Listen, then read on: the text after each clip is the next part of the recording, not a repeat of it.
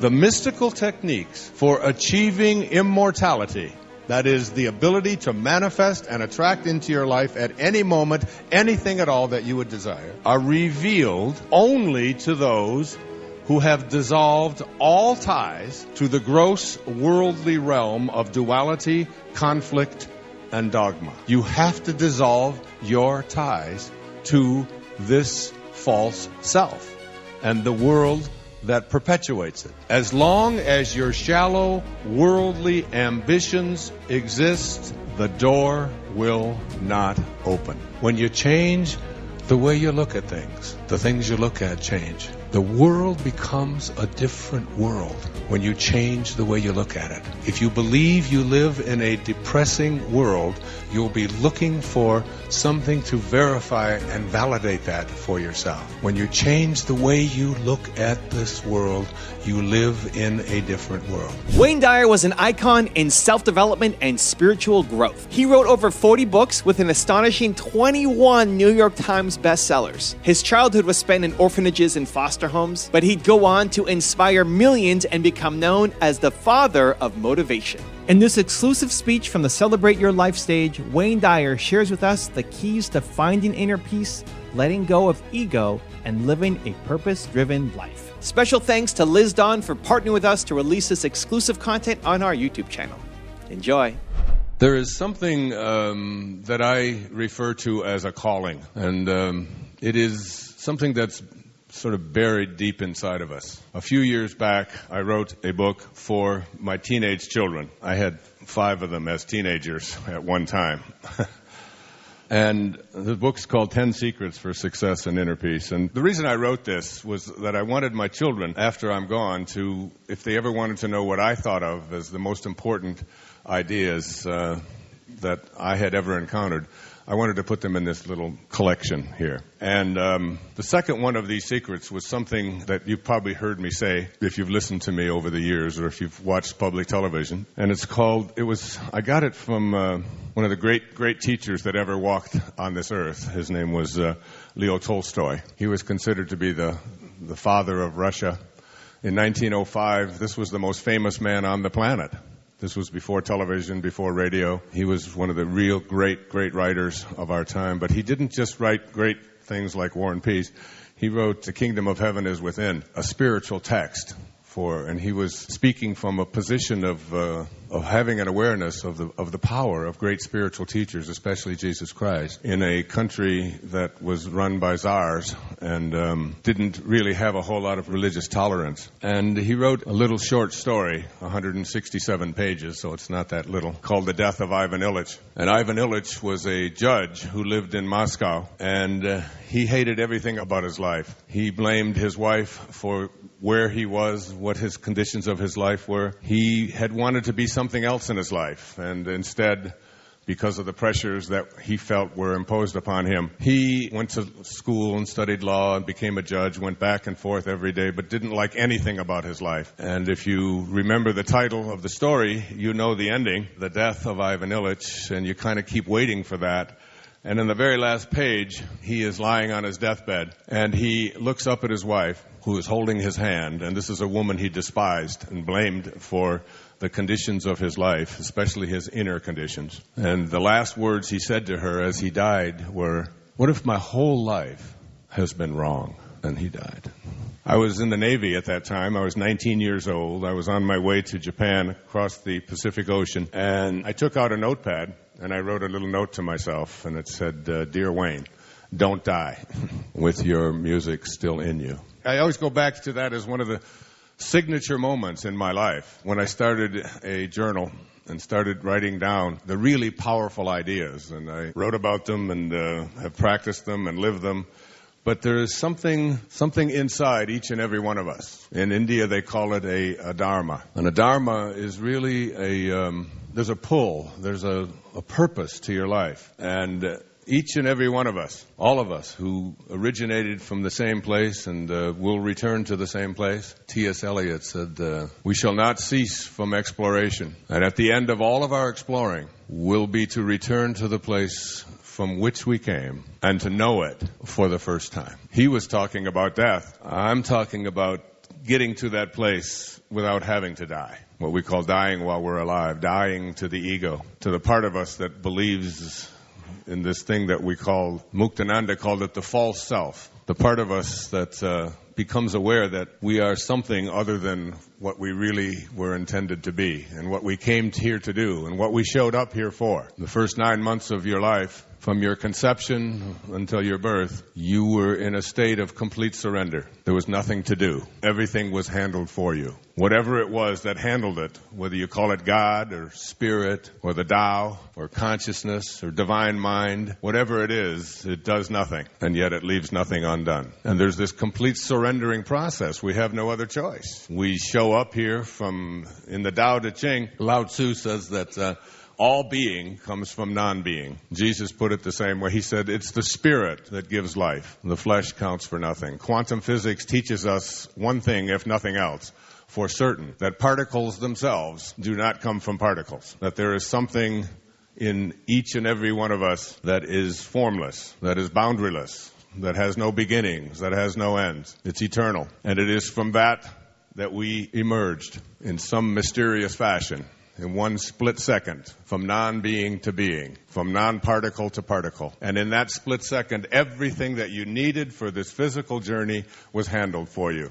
And it's the biggest, most incredible miracle that any of us can ever witness, isn't it? And when you contemplate it and think about it, you try to process it, and it's just beyond anything that our meager intellect can handle. I was at the birth of 6 of those children, watched that miracle unfold, and saw that these children not only were a great mystery, but they came here with personalities already intact the moment that they were born. And any of you mothers out there who've had more than one child know exactly what I'm speaking about. Some of them sleep through the night. Some of them stick their tongue out at you the first second they see you. And then when they're 18 and they come home, they do the same damn thing. You know.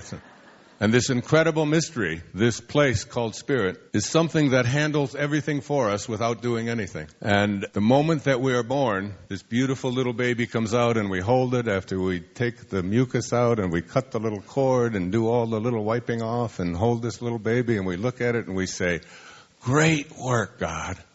Thank you. We'll take over from here. And that was the birth of your false self. This is the time when we take over and we begin to edge God out of the picture and take it over ourselves. Edge God out. E-G-O. We take on this thing called an ego, and it becomes our identification. And all of the great spiritual teachers, whoever they may be, teach us the same thing, that this is not the authentic self. This ego of ours, we begin to believe something that has nothing to do with spirit, that perfection from which we originated, which allowed us to become this perfect little creation. It's not too great a stretch for me to imply that if everything that we needed for this physical journey was handled in that moment of our going from non-being to being, that everything for the rest of the journey was there as well. If we would have just let it be. There go the Beatles again. Let it be. Let it be. There will come an answer. Let it be. But we don't. We start teaching ourselves and our children that who we are is not this divine perfect creation that knows exactly what to do and what to be. It's already been taken care of. It's already been handled. Just like everything else on this planet has a dharma. Every spider, every otter, every flower. Nobody has to interfere with it. Nobody has to tell it what to be or how to do what it is. It just is. It just is. But we start interfering. And as we interfere, we take on this false self. And this false self says that who I am is what I have. So we begin to become obsessed by our possessions. And we train our children and ourselves to believe that who I am is what I possess and what I own. And as we take on this belief system that I am what I own, it becomes the very thing that takes us away from our spirit. Because the ego says you are what you have. The Tao says let go of everything you have.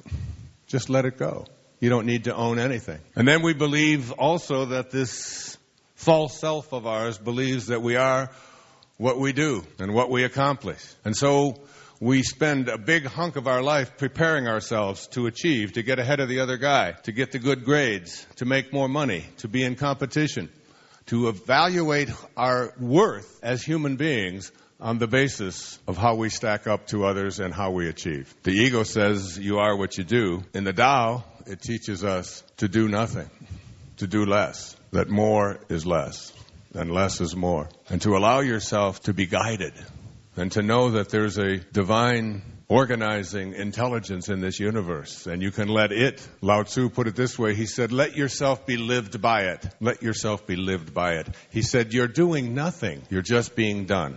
Let yourself be done. Just like you did in the first 9 months. You're doing nothing. You're just being done. And at 68, when I look in the mirror, I can see the same thing happening. I'm just being done. Just try to stop your heart from beating, or your fingernails from growing. I used to say, or your hair from growing, but I've mastered that one. And then this false self of ours, this ego, tells us that not only are you what you have and what you do, but you are what other people think of you. You're your reputation. And again, we go off on this journey of attempting to get everybody that we encounter to accept the fact that if you like me, then I'm a better person. And so we struggle with things like peer approval and getting other people to like us and evaluating ourselves on the basis of how many awards we win and so on. And then this false self also tells us that we're separate from everybody else and that we're separate from what's missing in our life. And the most egregious error of this false self is that it teaches us that we are separate from God, that God is something external to ourselves, something that we pray to and we ask for divine guidance from. And we treat this thing that we call God like a cosmic bellboy, asking it for things when we get into trouble and promising to behave. It'll only deliver for us now, as if this God was a withholding God and had the power to heal you or to offer you the abundance that is missing in your life, but it's holding it back so that you'll contribute more to whatever organizations believe they represent God. And it's a false image. And what happened for me at the age of 65, the day after I turned 65, 3 years ago, is that I was called to do something and live something that I had never even imagined could happen. On the 11th of May, 2005, I called my secretary, who is here with me today. She's been with me for 32 years. Her name is Maya. She's in the back. And I called her and I said to her, and I didn't know this the day before. I said, I would like you to take everything that I have in my townhouse, which was my office, where I did all of my writing for the previous 25 years, which had over 20,000 books in there and all kinds of equipment of all kinds and awards that were on the walls and photographs and furniture and electronic equipment and tax records and whatever you accumulate in a writing space over a quarter of a century. And I told her, as I handed her the key to this place, I said, I want you to get rid of it all. She said, well, tell me which part you want to save. And I said, I don't want to save anything. I want it all to be gone. And she said, and then when it's empty, what would you like me to do with this place? I said, we'll sell it or give it away. And that night, someone called about an inquiry about purchasing this place, which was near a hospital in Boca Raton, who needed to be close to a hospital because of an injury he had received. And he said he would really like to have one of these places, which were very, very hard to come by. And he made an offer, and Maya said, well, it's about $50,000 less than what we can get for it. I said, let him have it. And then when you sell it, give the proceeds to my ex-wife. And I left with no clothes, no shoes.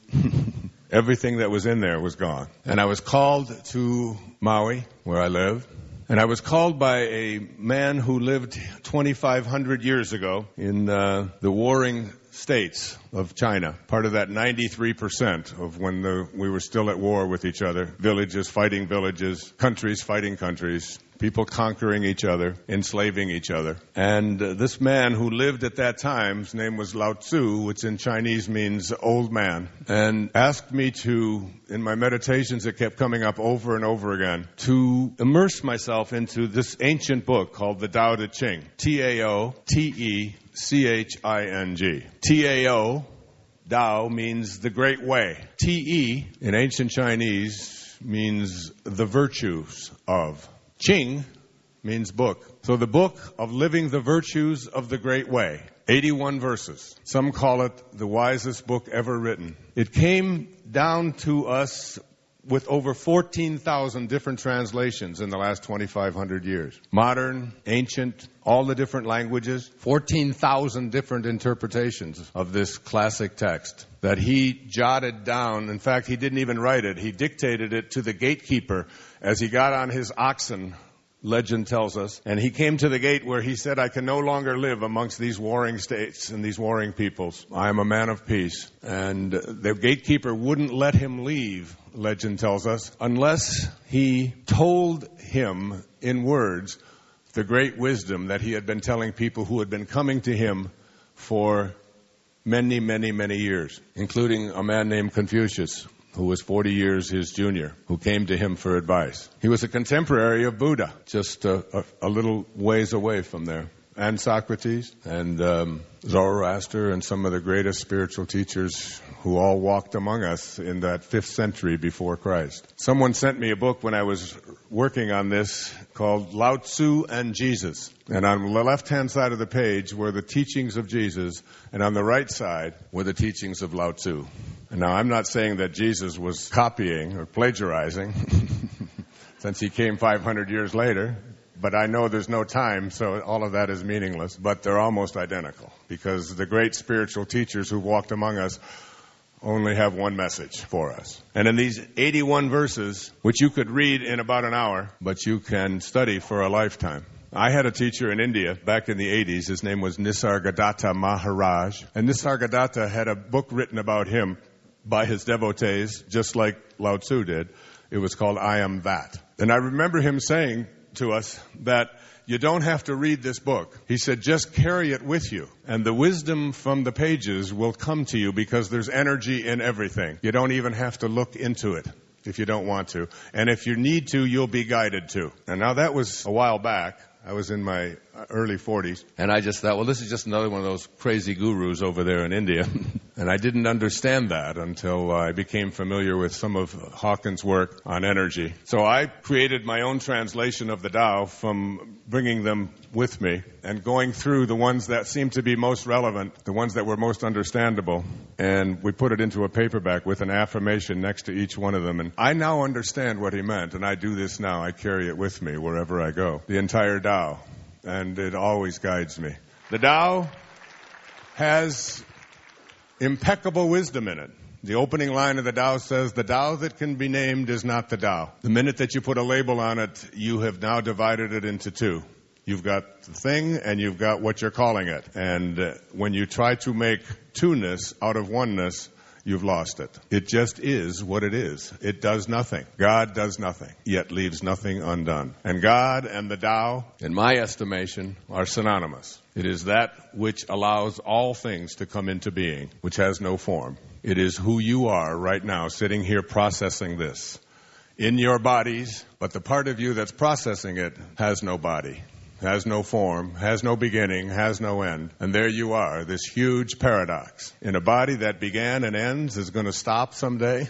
All that materializes, dematerializes. And there's a part of you in there watching, listening, observing, that has none of that. You're a walking, breathing paradox, like everything in the world of the 10,000 things, which is what Lao Tzu called the material world. And so I was called to it, and I decided that I was going to take an entire year of my life. And in this year, I was not just going to write about the Tao, I was going to experience it. I was going to live it. Each of the 81 verses. And I called my publicist and my publisher and all of those people who schedule me and do things to me, direct me here and there, and told them that I was taking the year of 2006 to be essentially free of that. And there are 81 verses, and if you take 365 days and you divide it by 81, it comes up to about 4.5. So for 4.5 days, I had the opportunity to experience verse 1 of the Tao. What it meant, meditating on it, practicing it wherever I could go, living it, memorizing it, constantly referring to it, taking notes on it, talking about it, but more than anything, attempting to live it and to practice it. And this was a calling. This was a calling that said, Wayne, you have music to play, and just because you're 65 years old, or 66 then, doesn't mean anything because there is no time. And so when you read the Tao, Lao Tzu's great tome on eternal wisdom, so much of it is paradoxical. So much of it doesn't make sense to our intellect. So much of it we want to reject. Particularly those of us, all of us in this room who live here in the West, this idea that you can get more by doing less, that you can become strong by becoming weak, that you can become big by thinking small. And at the end of each one of those 4.5 days, when there would come a time when I wouldn't even know if I had it yet, then I would wake up at 3 o'clock or so in the morning, and I would meditate on it, and on that half day that I had, I would write my interpretation, my essay about how to do the Tao now, how to live it. And we made a public television special about it. They allowed us to broadcast it all over the country in prime time. Imagine the calling. Imagine the power, the feeling of being able to make a huge impact in the world by having something written 2,500 years ago being broadcast on national television, night after night after night, in city after city after city, raising money for a wonderful cause like public television. It was an honor beyond anything I can describe to you. And every time it would air, I could see people being touched by it. We called it Change Your Thoughts, Change Your Life, and there's 81 essays in it. It's a little heavy to carry with you. When I finished that year, and I finished that book, and I did the public television special, and I lived those 81 verses, what I realized is that it taught me what to think. I learned what to think. What the Tao teaches us is that we all have a nature. Listen to Lao Tzu. He says, every human being has an essential nature that is perfect and faultless. But after years of immersion in the world, we easily forget our roots and take on a counterfeit nature. I would suggest that all of us who have immersed ourselves in this world have taken on a counterfeit nature, what I just described in the opening few moments. This ego, this part of us that really believes that my essence and my nature is about what I have, what I do, what other people think of me, and my separation from each other and from God. That's the story of the ego. This counterfeit nature, if we can transcend it, what I learned to think was, he said, look at nature. You'll find God in nature. So in the 81 verses of the Tao, 31 of those verses contain references to water, to just be like water. And what is water like? It is the softest substance on the planet, and yet it is the strongest. If you take a rock, the hardest substance you can find, you can take titanium and just take a lump of it there and just let water run over it, patiently running over it. Eventually, whatever that hard thing is, it will disappear. And water, if you want to get a hold of it, if you want to experience water, if you reach in and grab a handful of it, and the tighter you squeeze, the less you get. But if you let go and relax and allow and do nothing, you'll understand water. And if you look at the sea is the lowest, we call it sea level, and it is the lowest place on the planet. And all of the rivers and all of the streams, wherever you see it, they're all competing and fight whatever they're doing, but the sea stays low. And in so doing, it allows all of this to come to it. Practice, the Tao says, radical humility. Stay low. Let your ego go. Let it come to you. And miracles can happen for you. In the Tao, it says that a journey of 1,000 miles begins with what? A single step. It says, don't think big. Great sages, says the Tao, accomplish great things by thinking small. I just celebrated my 22nd year of sobriety. And I want to tell you, that's big. Especially if you had 22 years before that in which you drank every day. Not to drunkenness, just every day. And when the day came, when the time came, when the quantum moment came for me to let it go, I didn't do it by thinking big and saying, I'm going to not drink now for the next 22 years. I would have had to open a beer to contemplate that. But I accomplished a great thing like that by thinking small. And so I learned what to think. And then that year was complete, and I studied it and wrote about it and felt its presence. It excited me, this thing called the Tao. And I taught at a university for years. I even taught courses in various different philosophies and taught about the Tao, but I'd never understood the symmetry, the beauty, how compelling the simplicity of this great wisdom if you begin to apply it, if you begin to see and find your own essential nature. And your own essential nature is just like all of other nature. You're a part of nature. And yet what we have done is ignored our nature so frequently. Our nature has nothing to do with violence. It has nothing to do with weapons. It has nothing to do with killing. It has nothing to do with enemies. These are all constructs of the ego, of the false self. We come from a place of perfection, a place of kindness, a place of love, creation. Learn to think like God thinks. That's what Einstein said when they asked him about quantum physics.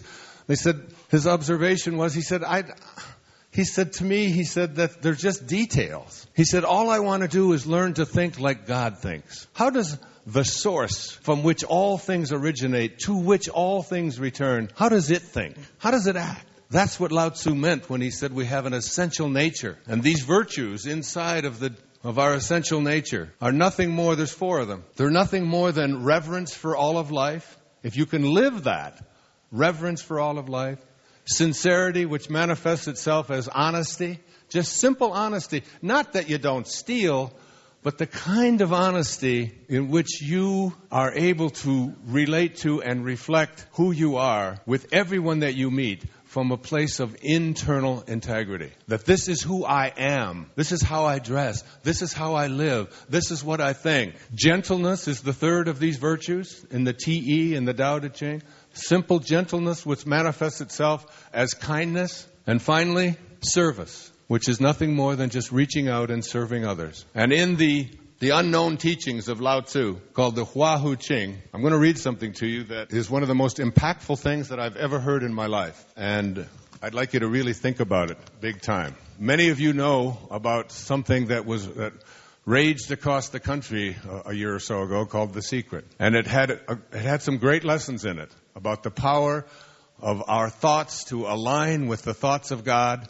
and in doing so, to be able to manifest and attract into our lives what we would like. And I was asked to be a part of that, and I turned it down because I think they missed something. They missed what I'm about to share with you. In fact, yesterday, for the very first time, I was able to preview something that I undertook this summer at the age of 68, when I was asked if I would do a film, a movie for movie theaters, not a talking heads movie, not a movie which I'm just interviewed and talking like I'm doing now, but an actual film with real people in it, 92 of them to be exact, starring Portia de Rossi, who is Ellen DeGeneres' spouse. And I had the great honor on the 16th of August this year when they both asked me in their quiet, cutest way you've ever seen at Ellen's home if I would marry them. And I did. We were in the midst of filming this movie called Ambition to Meaning. I saw it yesterday, the first rough cut for the whole thing, and watched it with Maya in my room here at the hotel. And Maya was sobbing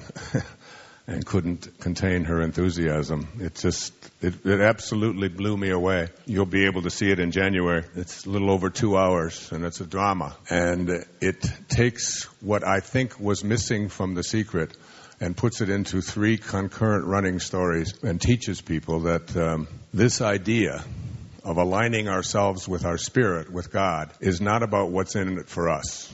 It's not about saying, I want this or I want that. And it's not about selfishness, and it's not about attracting into your life more of the stuff of the ego. It's about something very different. And this is how Lao Tzu put it in the oral teachings of the 81 verses of the Tao Te Ching. If you wish to become a divine, immortal angel, then restore the angelic qualities of your being through virtue and service. This is the only way to gain the attention of the immortals who teach the methods of energy enhancement and integration that are necessary to reach the divine realm. If you want to reach the divine realm, if you want to know God, not about God, if you want to experience the opportunity to think like the source, like the Tao, like God thinks, and have all that is possible to come into your life come into it, then listen on. These angelic teachers, this energy this spiritual force, this guidance, these angels, whatever you want to call that guidance that comes to us from beyond, these angelic teachers that you seek out cannot be sought out. It is they who seek out the students. Do I ever know that to be true? Especially after giving up everything that I owned. Everything, and letting it all go, and immersing myself for a year of my life in this process. When you succeed in connecting your energy with the divine realm through high awareness and the practice of undiscriminating virtue, the transmission of the ultimate subtle truths will follow. This is the path that all angels take to the divine realm. This is the path. The mystical techniques for achieving immortality, that is, the ability to manifest and attract into your life at any moment anything at all that you would desire, are revealed only to those who have dissolved all ties to the gross worldly realm of duality, conflict, and dogma. You have to dissolve your ties to this false self and the world that perpetuates it. As long as your shallow, worldly ambitions exist, the door will not open. And that's what I think the secret missed. And that's what we tried to do in Ambition to Meaning. It's to get to that TE in the Tao Te Ching, to get to that place where you live and practice the virtues that I just described. Reverence for all of life, just simple, never ever not only not killing other things, including animals and even plants and each other, but in not even judging each other. Patanjali, another great teacher from India, 3 centuries before Christ, said that when you are steadfast means you never slip. When you are steadfast in your abstention of thoughts of harm directed towards yourself and others, that all living creatures will cease to feel fear in your presence. Such was the nature of St. Francis, of Jesus, of Nazareth, of Lao Tzu, of Buddha. You are steadfast. You never slip in your abstention of thoughts of harm directed towards yourself and others, that all living creatures will cease to feel fear in your presence. There are people who, when they are in the presence of wild animals, they become tame. Babies stop crying.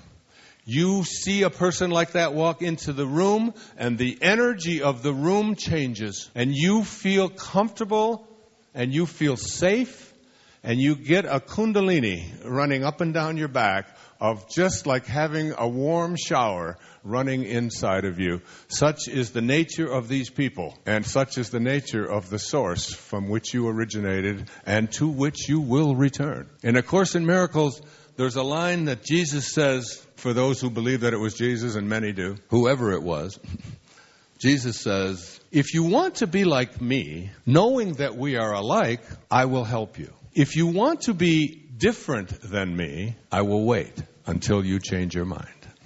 And you will change your mind. You may have to die to do it, but you will change your mind. Because that's the place from which we originated that T.S. Eliot spoke about, where you'll come to know it for the first time. When you live those simple virtues of reverence for all of life, never judging others, natural sincerity, just a simple honesty, this is who I am, gentleness, which is just always extending kindness, and service. It's dissolving your ties to the gross worldly realm, just letting go of that. And one of the best ways to do it is to want less, to expect nothing for yourself.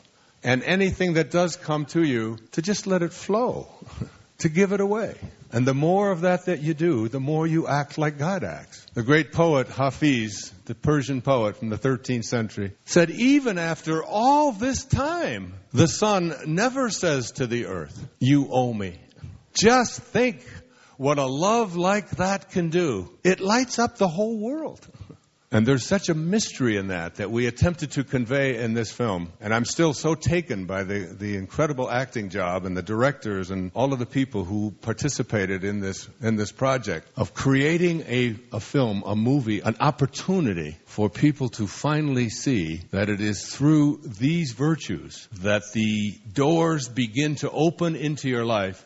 And abundance, I'm telling you, I would urge you to not pay attention to all of the stuff on CNBC, which is all of the financial disaster possibilities.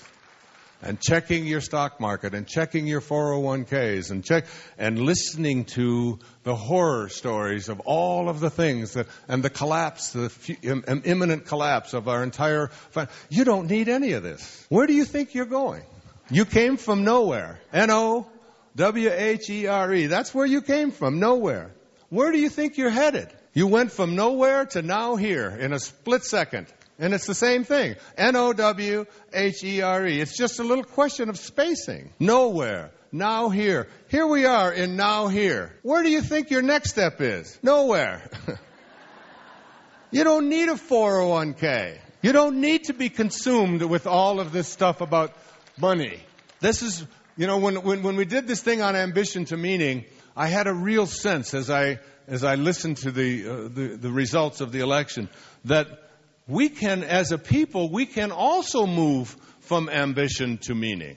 As a people, not just in our own lives, because in the morning of our lives, there's a line from Carl Jung in The Stages of Life, which is really what we opened this film with.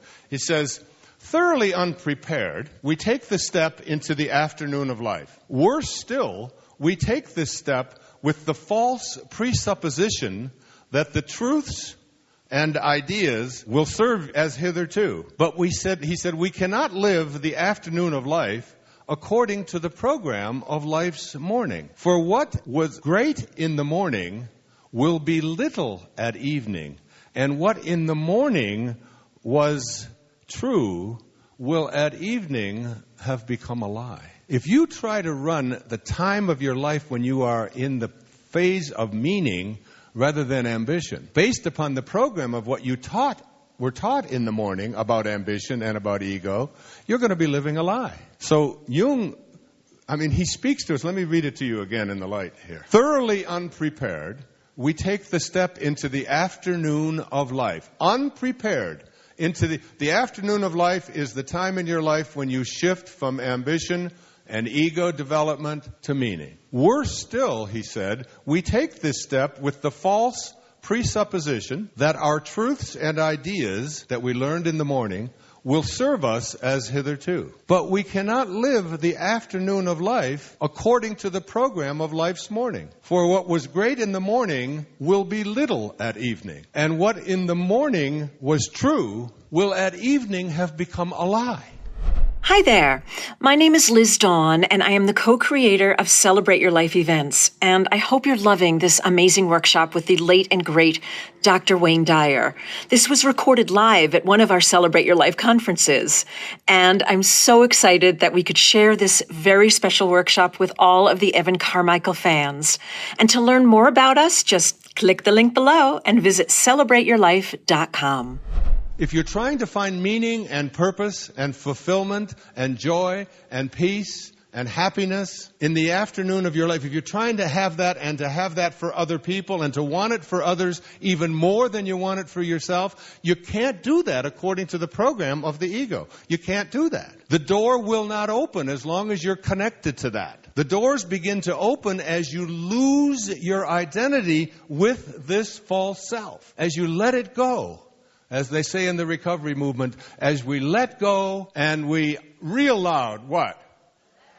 Let God. As we let go and let God, which is what you did in the first 9 months. You were on your way, and then we edged God out. So now we get to the afternoon of our life, and as I learned what to think. But you know what? I had another calling last year. And I just spent up until about 2.5 weeks ago writing every single day from the 1st of February in a new book that'll be out next April or May. It's called Excuses Be Gone. And excuses are really the explanations that we have for why our life isn't working the way we want it to work. There are explanations. Again, I'm going back to we want to learn to think like God thinks, and God needs no excuses for anything. So what the Tao taught me, and what change your thoughts, change your life, what it taught me was what to think. But over and over again, I kept hearing, especially after doing the PBS tours and so on, the idea that I know what to think. I know how to think soft. I know how to think kindness. I know how to think peace. What I don't know how to do is to change around the patterns that I have for thinking the way that I've been thinking for an entire lifetime. That here I am now in my 40s and 50s and 60s and 70s, whatever it might be, and I have a lifetime of thinking a certain way. And if I could overcome that and learn to change that, how to change lifetime thinking habits. Habits rule the unreflecting herd, said William Wordsworth. Habits rule the unreflecting herd. Habitual thinking, a way of thinking that keeps me trapped in, even if I know what to think, I don't know how to stop this incessant habitual way of looking at my world from a position of shortages, from a position of lacks. And so I listened again and had another calling. And I read 3 books. I'm going to just briefly share them with you. One of them was a book called The Biology of Belief and Unleashing the Power of Consciousness. It's by a man named Bruce Lipton, PhD. This book was a life changer for me because here's what it taught me. It taught me that the biggest excuse that we have for why we are the way we are is this thing called our DNA. You see people interviewed on TV and they'll say, well, I can change my habits and I can change this and all that, but I sure as hell can't change my DNA. And then someone will say, well, that's absolutely right. And, and you'll hear people agreeing with that. And it's pretty much a system of thinking in which we say that our bodies and these little particles that are deep inside our DNA structures are given to us, they're handed to us at the moment of our conception, they're not changeable, and I can't help it. That's why I reached over and grabbed you where I shouldn't have. It wasn't me, it was my hand. And this hand of mine, it just went for your breast, and I didn't mean to. It was just, it's in my DNA. You can't blame me for my hand doing these kinds of things. You can't. And we use this kind of stuff over and over again. All right? So what I learned from Bruce, he's got one little study. Let me just share it with you. I'm sure I brought it. This is just one little study that I picked out and I copied it to read to you this morning. It's a Baylor School of Medicine study published in 2002 in the New England Journal of Medicine. The lead author of the study, Dr. Bruce Moseley, knew that knee surgery, simple thing like knee surgery, helped his patients, and that all good surgeons know that there's no placebo effect in surgery. How can there be a placebo effect in surgery, right? But Moseley was trying to figure out which part of the surgery was giving his patients relief. The patients in this study were divided into 3 groups. Moseley shaved the damaged cartilage in the knee of one group. For another group, he flushed out the knee joint, removing material thought to be causing the inflammatory effect. Both of these constitute standard treatments for arthritic knees. The third group got fake surgery. I can't wait to go to this guy for a doctor, right? So the patient was sedated. Moseley made 3 standard incisions and then talked and acted just as he would have during a real surgery. He even splashed salt water to simulate the sound of the knee washing procedure. After 40 minutes, Moseley sewed up the incisions as if he had done the surgery. All 3 groups were prescribed the same post-operative care, which included an exercise program. The results were shocking. Yes, the groups who received surgery, as expected, improved.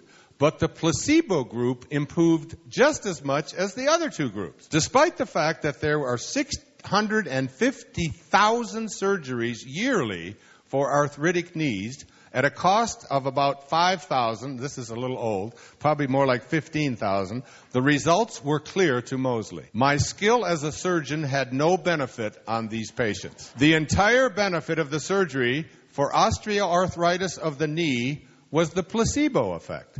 Television news programs graphically illustrated the stunning results. Footage showed members of the placebo group walking and playing basketball. In short, doing things they reported they could not do before their quote-unquote surgery. The placebo patients didn't find out for 2 years that they had gotten fake surgery. One member of the placebo group, Tim Perez, who had to walk with a cane before the surgery, is now able to play basketball with his grandchildren. He summed up the theme of this book when he told the Discovery Health Channel, "In this world, anything is possible when you put your mind to it. I know that your mind can do miracles." That's from The Biology of Belief.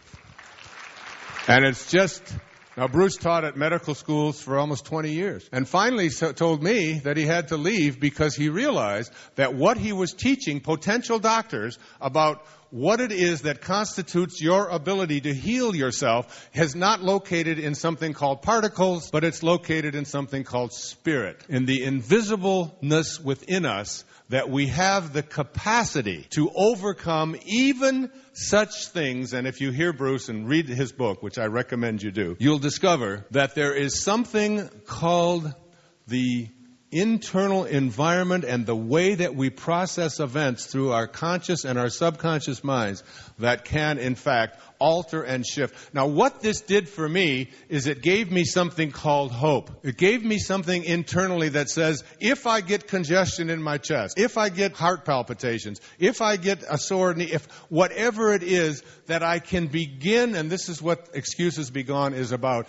you can begin to think in terms of awareness. Thinking with awareness. What is thinking with awareness? Awareness, thinking, and ego are not compatible. They cannot exist or coexist together. Awareness thinking is when you think from your highest self, from the place that you originated from the God within you. When you begin to think like God thinks. One of the words that Jesus said in the New Testament was, with God, all things are possible. Now, what does that leave out? What does all things are possible leave out? No thing. Nothing. It leaves out nothing. When you begin to think from this level up here, the level of God consciousness, the level of spirit, the level of the Tao, whatever it is that comes into your life, when you begin to think in terms of not only aligning yourself with this kind of thinking, that all things are possible, and you just change that habit. The habit of, I've got an excuse, a built-in excuse, and the built-in excuse is, it's my biology.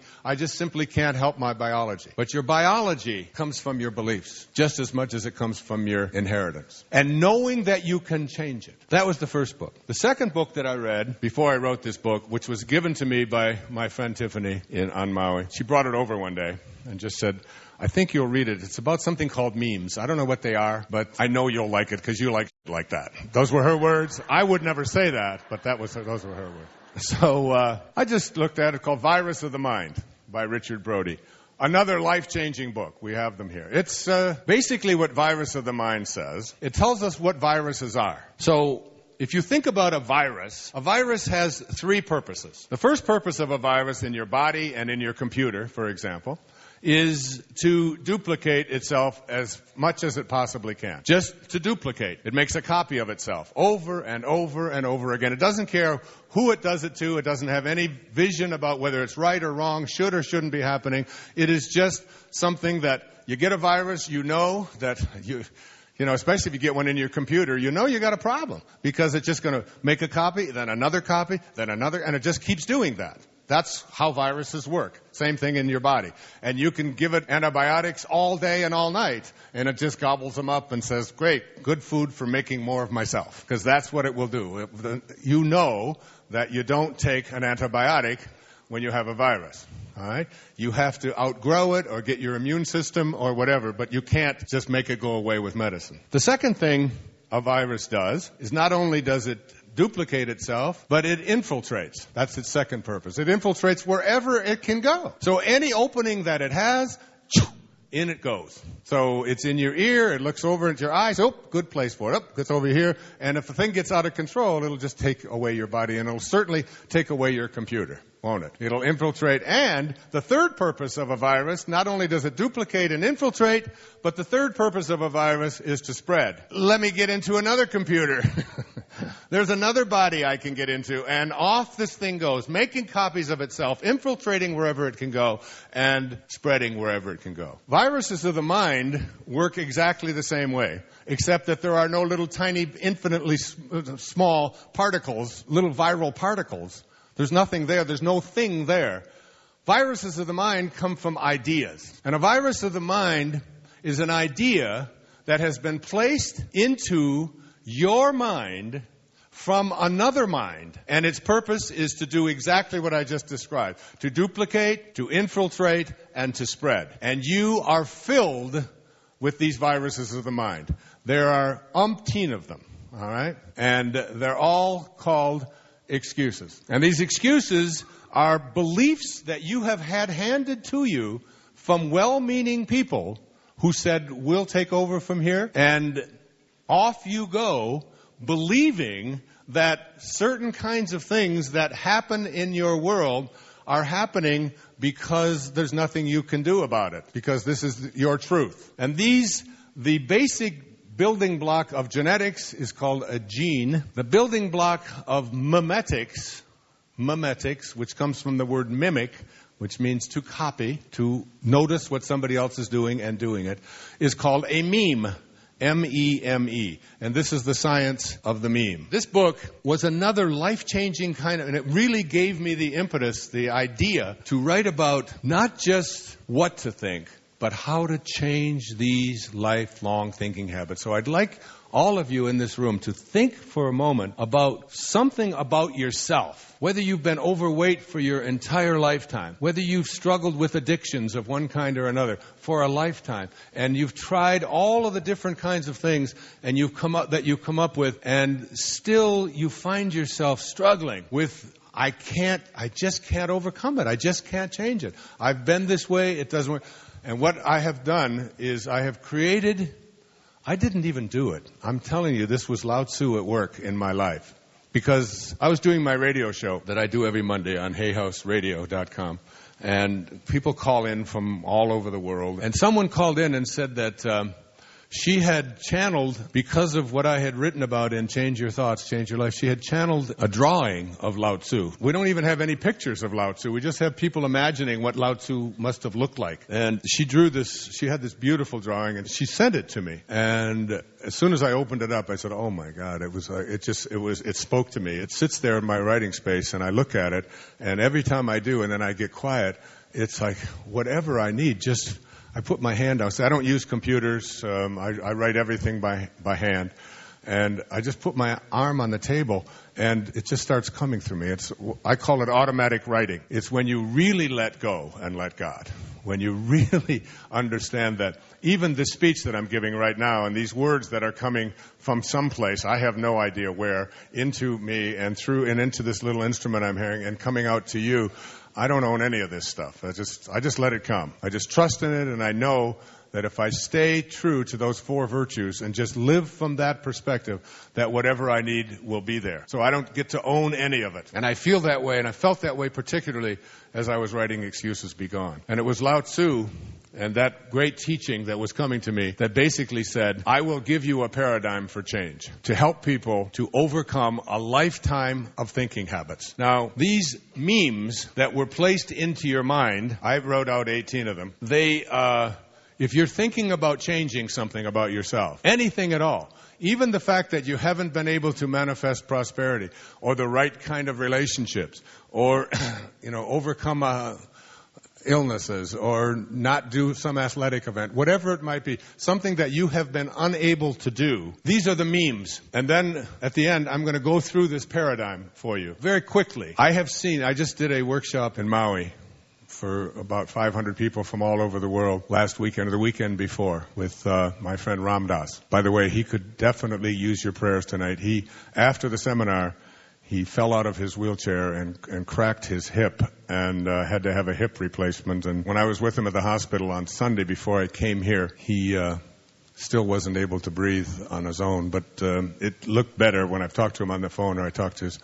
So if you loved Ram Dass as I do, your deepest prayers would be much appreciated. At any rate, the year before, I started just thinking about this paradigm. And we had a woman there. Her name was Suzanne. And she's from Toronto, actually from London, Ontario. She had binged and purged for 22 years without missing a day. She looked like death walking. Hollow eyes, sallow skin, sadness, a shaking, a quivering whenever she was. Brilliant, very intelligent woman. Binging and purging every day for 22 years. And we ran her through the paradigm in 40 minutes in front of 600 people. And when we were there on October the 27th, she celebrated her 1-year anniversary of not binging and purging. She did it in 40 minutes. That's how powerful what I'm talking about is. And excuses be gone. And here are a few of these excuses that we use, none of which measure up and hold any truth. It will be difficult if I want to change. That's a meme. The idea that if you've had a habituated way of thinking and being and behaving, and if you've had it for a lifetime, one of the things that you'll hear people say, they say it all the time, is it's going to be difficult to change that. Second one is that it will be risky. A third is that it will take a long time for me to change. That there will be family drama. These are all memes. That I don't deserve it. That it's not my nature. That I can't afford it. That no one will help me. That it's never happened before. That I'm not strong enough. That I'm not smart enough. That I'm too old or I'm too young. I thought of that one when they asked me to do a film, which meant giving up a month of my life and doing 14 and 16-hour days from 7 in the morning till 9, 10 at night, sometimes staying up all night, filming and refilming and refilming and refilming. And you don't just do to get 1 minute on the screen might take 4 hours easily. And to put myself through that and to take direction and to be told what to say and how to say it and where to stand and what the shadows are and to just give it all up and just surrender to it and say, I'm willing to do that. I'm willing to take on something I've never done before and just let it happen in the name of creating something that can transform the world. Are you willing? And I said, yes. And I remember how I surrendered as we filmed out in a place called Asilomar in just south of Monterey, California for an entire month. It's like to let go of the meme that I'm too old to do something like that I can't change, that it's not something that I could do. You just let go of those. That the rules won't let me, that it's too big, that I don't have the energy, that my family history won't allow it, that I'm too busy, that I'm scared. All of these and many, many, many more, all of these are none of the things that God does. The Tao needs no excuses, does it? God needs no excuses whatsoever. It's just being, just constant. You want to be that way. You want to let go of every one of these memes that have been handed to you by well-meaning people that are invisible ideas that were placed into your head that have duplicated so frequently and have infiltrated so much that in your schools and in your culture and in your religious training and so on, you begin to adopt these things and they become your truths, when in fact they don't hold up to that at all, as you'll see when I run you quickly through the paradigm at the end of my time here with you this morning. The third book that I read before writing Excuses Be Gone was written by Sharon Begley. We don't have it here. It's called Train Your Mind, Change Your Brain. She is the science writer for Newsweek magazine, and she spent about 10 years with the Dalai Lama, who brought the top neuroscientists from all over the world to his place in Lhasa, over India and Tibet, where all the places that he brought these great teachers, and would have them all come together and look at the most recent literature that was being done in the field of neurology about what could be done with the brain. For those of you, or any of you, who are experiencing or have people in your family who are experiencing any kind of depression, I would really recommend you take a real hard look at some of the research that is being done. That the very fact that your brain, this physical thing that is inside of your head someplace, that we believe is the source of depressing thoughts that we have, that if you understand that it isn't necessary to be taking medicine all the time to rearrange the circuitry of your brain, which is what these antidepressant medicines really do. They really stimulate the formation of serotonin, which is the feel-good enzyme in the brain, isn't it? It's like the more serotonin we have, the better that we feel.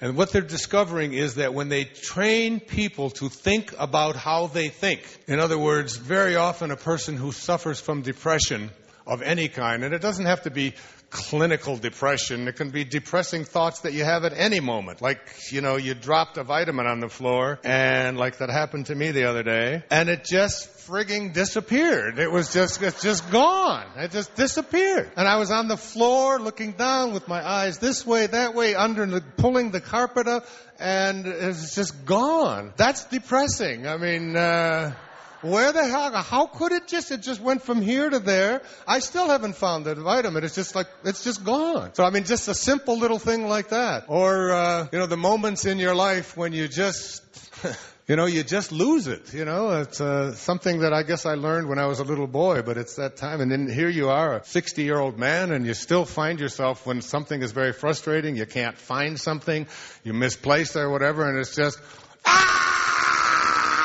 you just lose it, and I know you think that something like that couldn't happen. I don't usually do that around other people, get me, But all alone in my room and there's nobody there, there's nothing like just letting one of those out. I can't take it, where is it? And then you come back and you remind yourself that you're a spiritual master and that you're a prophet, or if it's clinical depression or whatever it is, that when instead of thinking, what we're doing now with patients who have this, instead of saying, okay, here's a Zoloft, here's some kind of a drug that we're going to give you, and we're going to rearrange the synapses of your brain so that it works differently. And most of the time, we don't even know what's going on inside the brain when we dispense these.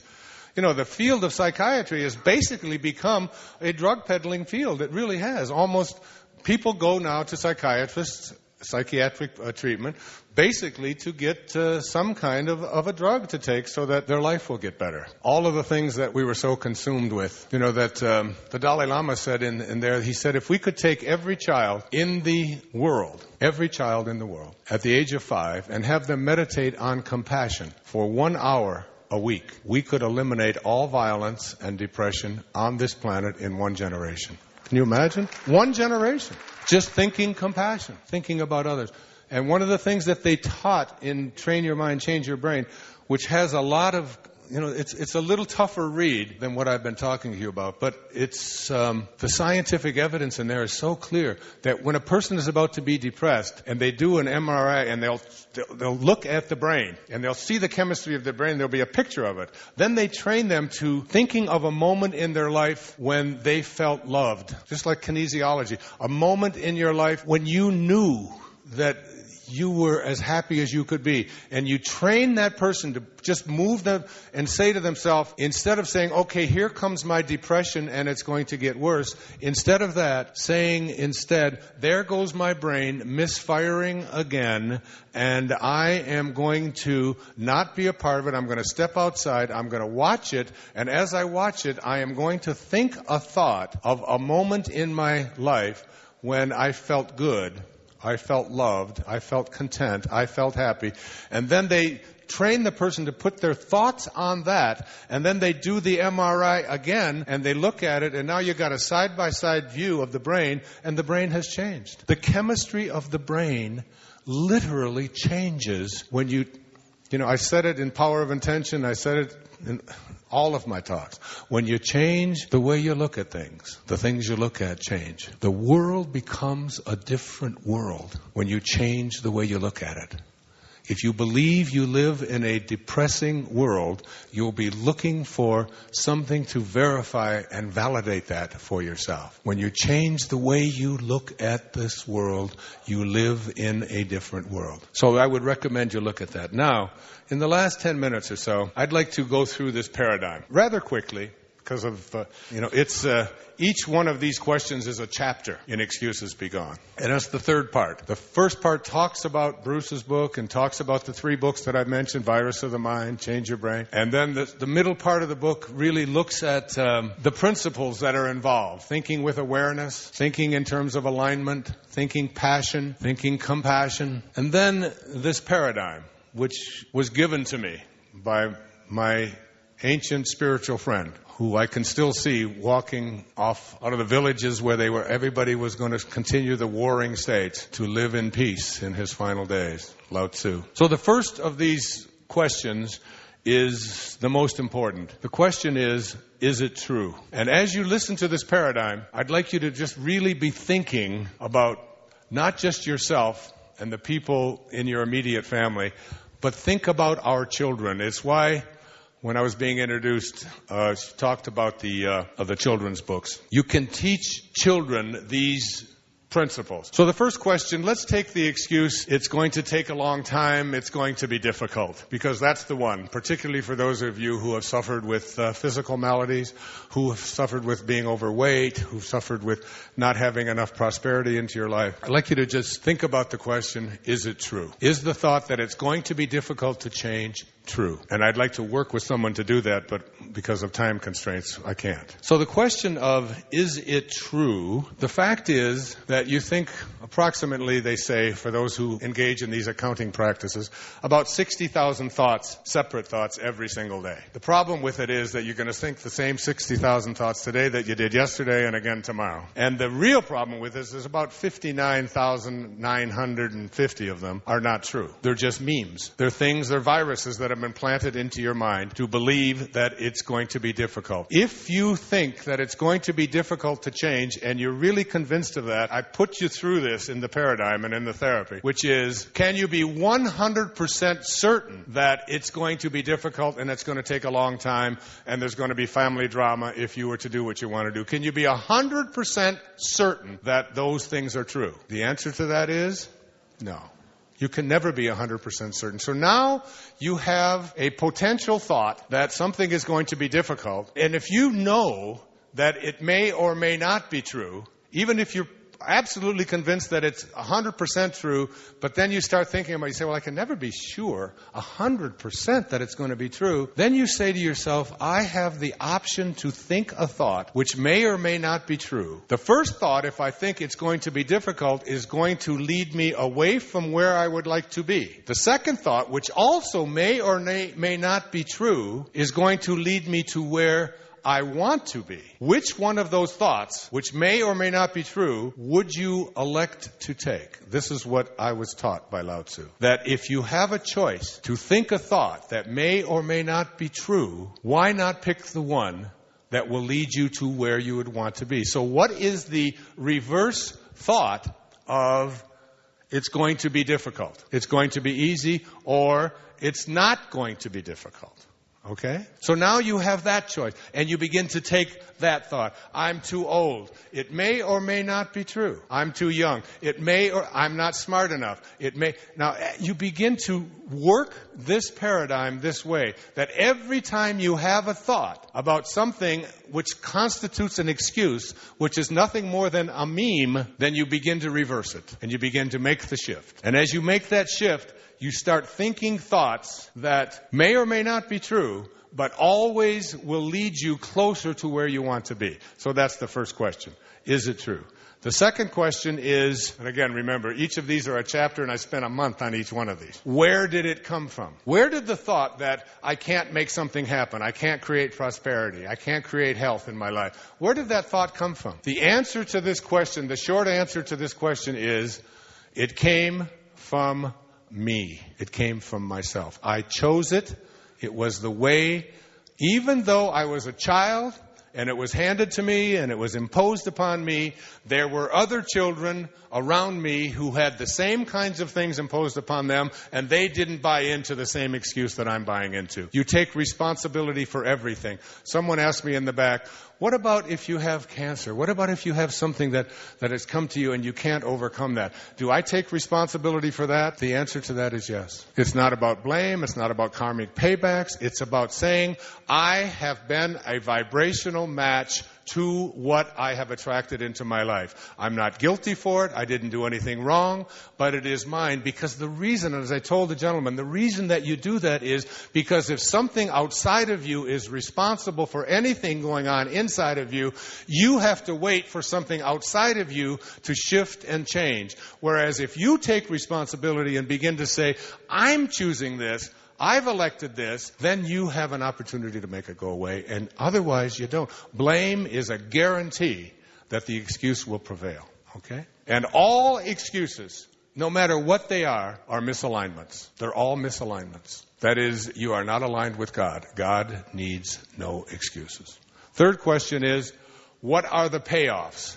Why would I continue to think thoughts that don't work for me and contribute to my having excuses? The payoffs basically are avoidance. It's easier. It's the way that I can manipulate other people. You begin to look through the psychological support system for all of it. And now comes the guts of all of this paradigm. And if you want to know more about this, my friend Byron Katie, one of the great teachers on the planet, one of my closest friends, I spoke to her last night, and her stuff with the work, she has worked with me and been specifically instrumental in helping me to overcome some very difficult things in my own life. She is someone that I have never heard anything ever come out of her mouth other than love. She's one of the kindest spiritual saints walking this planet today. And if you get a chance to hear her, I urge you to do so. She does something called the work. And one of the questions that I learned from her in this paradigm is, what would my life look like if I couldn't think the thought that it's going to be difficult? And when I asked Suzanne, who was going through her first day of not binging and purging, what would your life look like if you couldn't think that this was going to take a long time? If you couldn't think it was going to be difficult?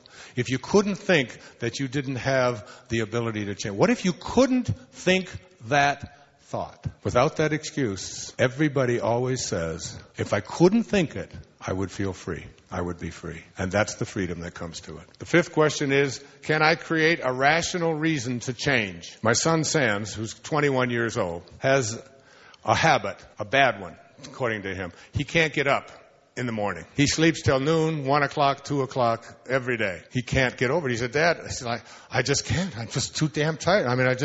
My eyes, I just can't get up, and I go to bed. It doesn't matter what time I go to bed, I have to sleep. So for his 21st birthday, we gave him a trip to Indonesia. Now, he loves to surf.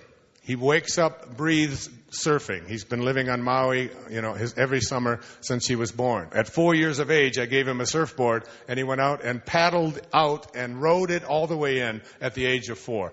He breathes surfing. He has surfing magazines. He gets up, and does his surf. So for going to Indonesia, he went down to Indonesia. He went on a boat for 10 days to get the best surf that you can find. And they have all these machines, and they find out where the waves are. And he's up every morning at 5 o'clock. 5 o'clock. And he surfs all day. They go to these waves. They go to that island. They're doing all of these things. And then gets back at 10 o'clock at night. Sleeps, for a couple of, up at 4 the next morning because they've got to, never complains during the whole time because he had a rational reason to change. When I was in junior high school, I was in love with Erlene. And she boarded the bus a block away from me. And I found out that she boarded the bus at 7 o'clock every morning. And I couldn't get up either until I found out that Erlene was getting on the bus stop at 7 a.m. I was up at 6. Getting ready with my Brill cream. I had a big wave and all of. and my Old Spice, what I would slap on me and walk down there and just hope that she would notice me. Because when I had a rational reason to change, do you have a rational reason to change any of these habits in your life? Create one and then follow the paradigm. The seventh is, can I access universal cooperation in shedding old habits? All you have to do is live the virtues, and you access divine cooperation by living the virtues. So I'd like to close and tell you, there was a woman, an old woman, who lived by the bank of a river in Nepal. And she was a saint by all means. She carried with her a little container where she kept dried pieces of bread. And one day she found a precious stone. And the stone was so precious that she knew that if she kept it, that she would have everything that she could ever want for the rest of her life. Such was its value, this huge piece of precious stone. And one day a man came walking by the riverbank where she lived, and he asked if she had any bread or anything to eat because he was hungry. And she opened her little bag and she reached in and she gave him some bread. And as he noticed the bag, he noticed inside was this beautiful, shining, precious stone that was his guaranteed security for the rest of his life. And he said, I'd like to have that precious stone, please. And she said, here, if you'd like it, you can have it. And she gave it to him. And he left, feeling as if he now was taken care of, as if it was a divine intervention. The next day, he returned to the woman, and he said to her, I'm going to give you back this stone. He said, but I'd like to have you give me something even more precious than that stone. And she said, what would that be? He said, whatever you have inside of you that allowed you to give me that stone, I'd like you to give to me.